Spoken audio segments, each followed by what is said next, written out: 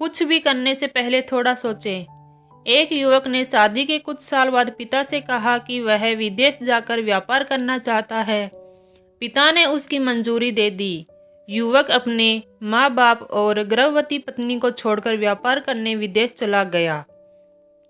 उसने विदेश में कड़ी मेहनत की और धन कमाया और वह बहुत अमीर सेठ बन गया।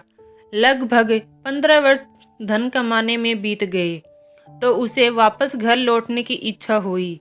पत्नी को पत्र लिखकर उसने आने की सूचना दी और जहाज में बैठ गया। वह सेठ कुछ दिनों बाद अपने नगर पहुंचा। नगर के एक चौराहे पर ही उसने देखा कि एक व्यक्ति एक बोर्ड के साथ खड़ा था। उस बोर्ड पर उसने लिख रखा था, बेशकीमती ज्ञान के सूत्र। सेठ ने उस व्यक्ति के पास जाकर पता किया तो उसने बताया कि मैं बेशकीमती ज्ञान के सूत्र बेच रहा हूँ।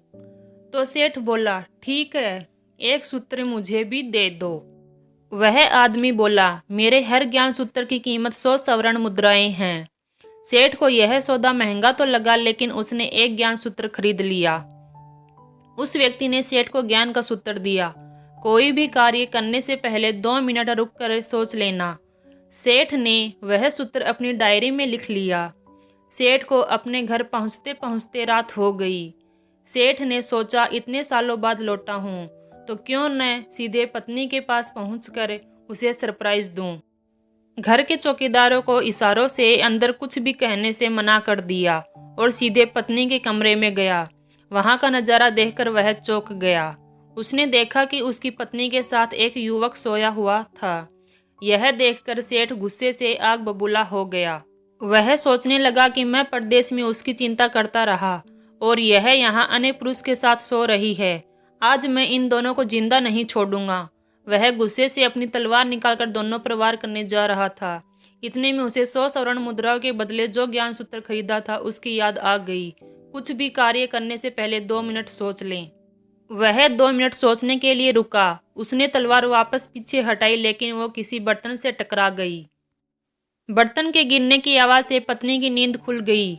आंख खोलते ही उसने अपने सामने अपने पति को देखा तो वह बहुत खुश हो गई और बोली, आपके बिना जीवन सुना सुना था।